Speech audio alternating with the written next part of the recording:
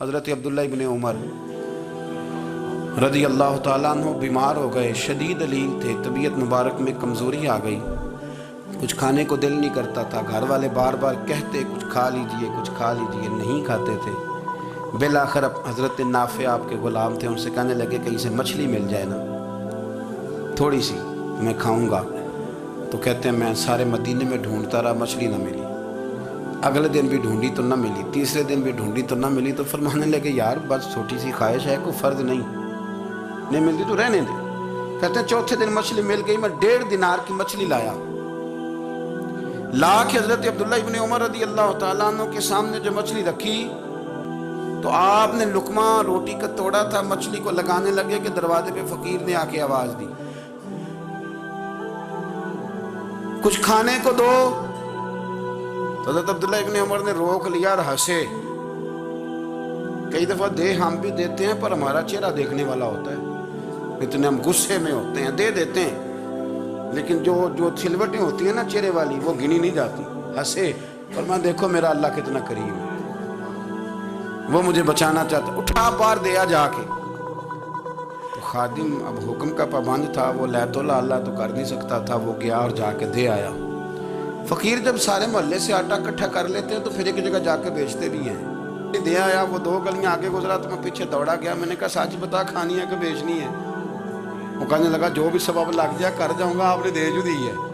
تو کہتا ہے میں نے اسے کہا کہ یہ 1.5 دینار کی میں نے خریدی تھی، اگر تو 2 دینار کی مجھے بیچ دے تو آج کل مچھلی مدینے میں مل نہیں رہی، تو میں اپنے آقا کو دے دوں گا، وہ یہی کھائیں گے، بیمار ہیں۔ تو کہنے لگا جی بسم اللہ، مجھے کیا اعتراض ہے، 2 دینار مل رہے ہیں، 1.5 کی مچھلی، اور 1.5 کی بھی کسی نے نہیں خریدنی تھی، اب تو پک گئی۔ فرماتے میں نے 2 دینار اس کو تھمائے، وہ مچھلی اس سے خریدی اور خرید کر کے میں لا کے حضرت عبداللہ ابن عمر کے سامنے دوبارہ رکھی، تو فرمایا یہ کیسے آ گئی؟ میں نے کہا حضور 1.5 کی خریدی تھی اور پھر فقیر کو دے دی، اب اسی سے میں 2 دینار کی خرید کے لایا ہوں، آپ قبول فرمائیں۔ تو فرمانے لگے تم نے اچھا نہیں کیا، اب اس طرح کرو 2 دینار بھی اسے دیا اور مچھلی بھی واپس دیا۔ عرض کی حضور کیوں؟ فرمایا تم نے قرآن نہیں پڑھا؟ حضور پڑھا ہے۔ فرمایا رب فرماتا ہے لن تنالوا البر حتی تنفقوا مما تحبون، تم بھلائی کو اس وقت پہنچو گے جب اپنی پیاری چیز راہ خدا میں خرچ کرو گے۔ امام غزالی نے لکھا ہے، فرمانے لگے دیا، تو وہ حضرت نافع کہتے ہیں میں دینے گیا، دے کے واپس آیا تو کچھ پریشان تھا، کیونکہ مجھے بھی 4 دن ہو گئے تھے نا تلاش کرتے، تھوڑی طبیعت میں مایوسی تھی کہ اتنی محنت سے میں نے لایا اور آپ نے واپس کر دی۔ تو حضرت عبداللہ ابن عمر نے مجھے قریب بٹھایا، پھر مجھے تھپکی دی، فرمانے لگے پتر میں نے ویسے بھی کبھی جھوٹ نہیں بولا، اور آج کل تو میں ویسے ہی بیمار ہوں، ٹائم ہی نہیں، وقت ہی نہیں، موقع ہی نہیں جھوٹ بولنے کا، میں تجھے سچ بتاؤں مجھے مچھلی کھا کے اتنا سکون نہیں ہونا تھا جتنی اللہ کے راستے میں خیرات کھا کے مجھے سکون ہوا۔ تو تجھے تو میری راحت سے غرض ہے نا کہ مجھے راحت کیسے ہوتی ہے، تو مجھے سکون ملا ہے راہ خدا میں دے، میں نفسانی خواہش پوری کر لیتا تو یہ میرا نفس کل پھر مجھ سے مچھلی مانگتا، پرسوں کہتا نہیں چھوٹے گوشت کی یخنی بھی چاہیے۔ ہم لوگ الجھ گئے ہیں، بہت بڑے قیدی ہیں اپنے آپ کے، بڑے قیدی، سارا دن اپنی خواہشات کی تکمیل میں بھاگے رہتے ہیں، بڑے بڑے سونے نوجوان۔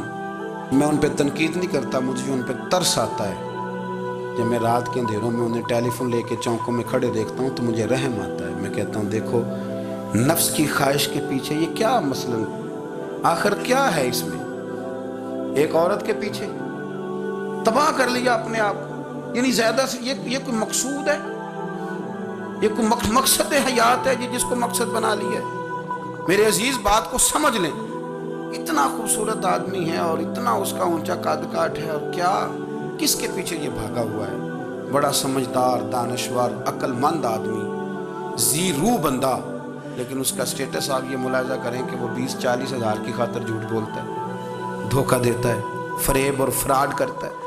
ہم اپنی نفسانی خواہشات کے پیچھے اس طرح بھاگتے ہیں کہ ہم اصل سے رہ جاتے ہیں۔ میری باتوں کی سمجھ آ رہی ہے آپ حضرات؟ تھوڑا تھوڑا کر کے، ایک ایک کر کے ان کی باتیں کم مانیں۔ ضروری تو نہیں نا کہ سویرے ناشتہ بازار سے اپنی مرضی کا تگڑا کیا ہے، بازار سے لا کے پوڑیاں چنے بہترین کھائے، اور پوڑیاں چنے ابھی کھائے نہیں، شاپر میں ڈالے ہوئے ہیں، اور وہ لے کے ابھی آ رہا ہے تو ساتھ ہی رستے سے گوشت بھی چھوٹا اچھا لگا تو 2 کلو وہ بھی لے آئے کہ پوڑیاں چنے کھاؤں گا اور دوپہر کے لیے گوشت پکاؤں گا. وہ پہلے یہ تو کھا لے صاحب, اس سے تو نجات پا لے. یہ پتہ نہیں ہضم ہوتا ہے کہ کچھ اور کرتا ہے تیرے ساتھ, لیکن وہ گوشت بھی ساتھ لے آیا. یعنی ٹیبل پہ, ناشتے کے ٹیبل پر بیٹھ کے فیصلہ ہو رہا ہوتا ہے کہ ہم نے کیا کھانا ہے, ہم نے کدھر جانا ہے. سنگیو یاد رکھو, باتوں کو سمجھو اور غور کرو. یہ تھوڑا تھوڑا کر کے جب ہم چھٹکارا حاصل کرنے کی کوشش کریں گے نا, چھٹکارا حاصل کرنے کی, کئی جگہ سے, کسی جگہ سے اگر آپ کو تنبیہ ہوتی ہے نا, تنبیہ, اس میں بھی بڑا مزہ آتا ہے. اس میں بڑا, ہمارے ایک بزرگ تھے تو ایک دن نا میں گیا تو کہنے لگے الحمدللہ آج میں بڑے سکون میں ہوں. میں نے کہا جی وہ کیا ہوا؟ کہنے لگے میں اپنے آپ کو بڑا پیر صاحب سمجھنے لگ گیا تھا. تو ایک وابڈا کے کسی آدمی سے کام تھا, تو میرے ایک دوست نے مجھے کہا کہ پیر صاحب اس کو ٹیلی فون کر دیں, سنا ہے آپ کا عقیدت مند ہے. میں نے اس بندے کو ٹیلی فون کیا تو کہتا ہے پیر صاحب میں عزت آپ کی بڑی کرتا ہوں پر یہ کام نہیں ہو سکتا. کہتے ہیں جب اس نے مجھے کہا نا تو کچھ بھی نہیں, تو مجھے بڑا مزہ آیا ہے, ورنہ میرا تو نفس پھول گیا تھا. میں تو سمجھتا تھا کہ جو میں کہتا ہوں ویسے ہی ہو جاتا ہے. کہتے اس نے تھوڑا سا نا مجھے لیول میں کیا ہے, مجھے مزہ آیا. یہ لوگ نا اپنے اوپر بوجھ ڈالتے تھے, یہ تھوڑا تھوڑا پیچھے ہٹتے تھے, یہ سمجھتے تھے کہ اس طرح تو ہماری تکمیل رہ جائے گی. صبح سے شام تک اگر اسی نفس کی باتیں مانتے جائیں گے تو خرابی کرے گا. دولت کا نشہ ہے بھائی, دولت کٹھی کرنے والا کسی جگہ سیر نہیں ہوتا.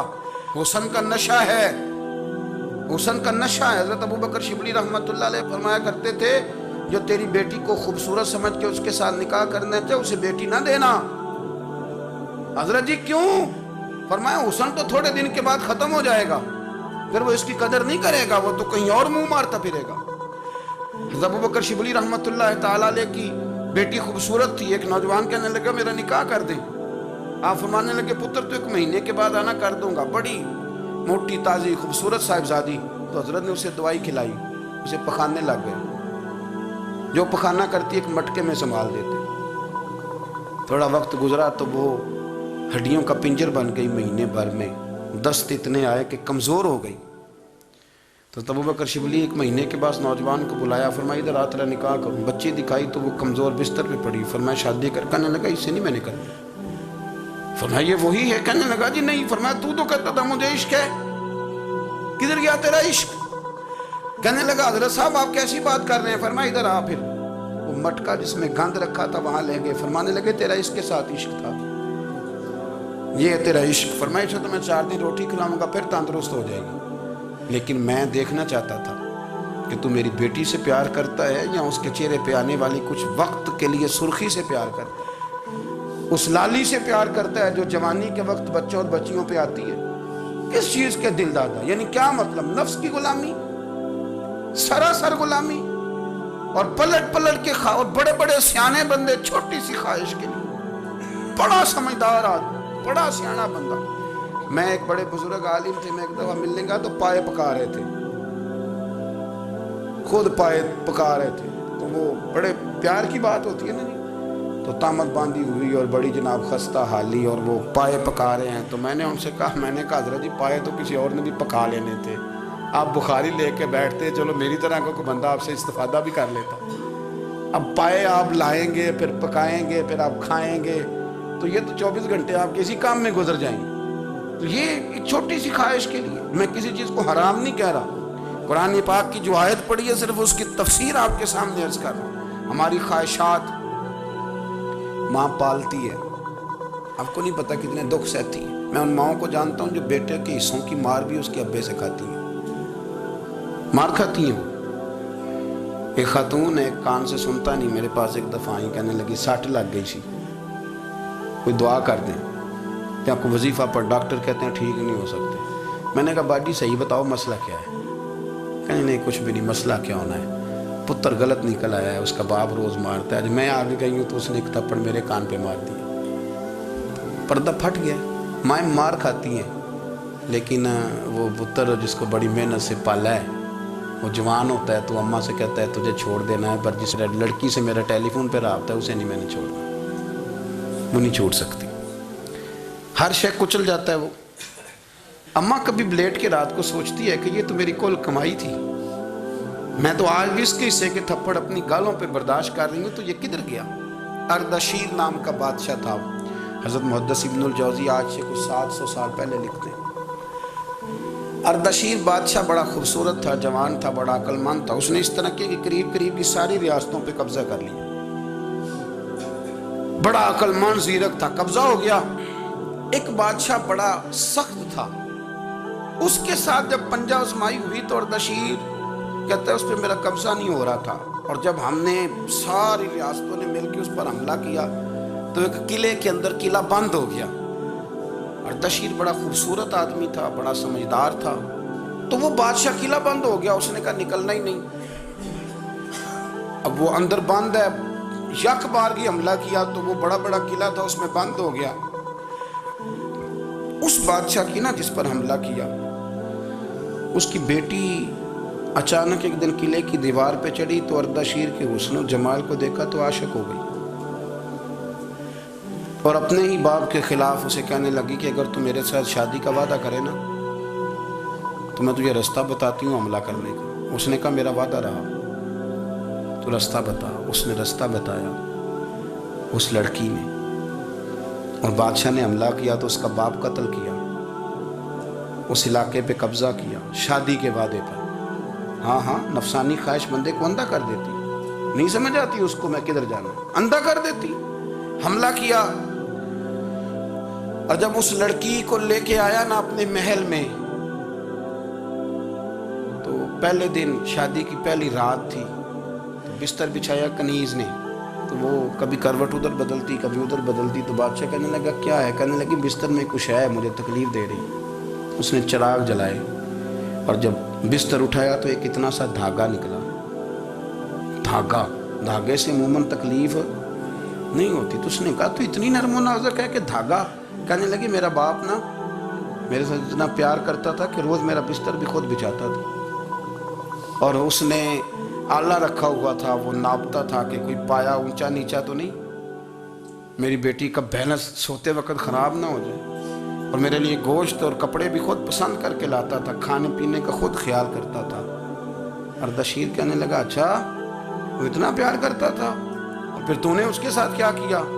کہنے لگا بلاؤ کنیزوں کو بلایا، فرمایا اس کو اٹھاؤ اور جلاد کے پاس لے جاؤ، اسے کہو کہ اس کے بال ایک گھوڑے کے ساتھ باندھے، پیر دوسرے گھوڑے کے ساتھ باندھے، اور ایک گھوڑا ادھر بھگا دے، کدھر بھگا دے۔ یہ جس کے باپ نے اتنا پیار کیا، یہ نفس کی اتنی غلام ہے کہ اس کی وفادار نہیں رہی تو میری وفادار کیسے بنے گی؟ جس نے اتنے نازوں سے پالا کہ دھاگا اسے برداشت نہیں۔ او یارو یاد رکھو، اگر نفس کی غلامی کرو، بڑے بڑے وفاداروں کو چھوڑ کے غلامی کرو تو پھر کہو وفادار مل جائیں؟ کوئی بول ہوا لڑا نہ بول بیٹھی ہوں دے خسم ناراض بڑ بولیاں دے، کہاں سر کھائے تے بلبل ٹھنڈ پائے۔ بڑے فرق نہیں سجنا بولیاں دے، جڑیاں خسماں دی وچ رضا وسن، بھاگ جاگ جاندے انہاں گولیاں دے۔ آپ ادلیاں نو سردار پین تکے تے شرما والیاں نو جھوٹے ڈولیاں دے۔ اپنے نفس کے پیچھے چلو گے تو یہ تباہی ہے۔ جب ہم نے کسی سے وفا نہیں کی تو یہ کیا امید ہوئی کہ دنیا ہم سے وفا کرے گی؟ اللہ رسول کی مرضی کے مطابق اصول پسند زندگی بنائیں، ایک ایک کر کے اپنی خواہشات سے پیچھے ہٹیں، تھوڑے پہ گزارا کرنا سیکھیں، اپنے نفس کو سمجھائیں۔ ضروری نہیں کہ روٹی ہر وقت مزے کے لیے کھائی جائے، کبھی کمر سیدھی کرنے کے لیے خشک روٹی بھی کھا کے دیکھو، کبھی سادہ کھانا اس پہ بھی اکتفا کرو، کبھی تھوڑا کھر کے اچھے طریقے سے سادے کمرے میں بھی اللہ کو یاد کر کے دیکھو۔ نفس کے پیچھے نہ بھاگیے گا، تباہی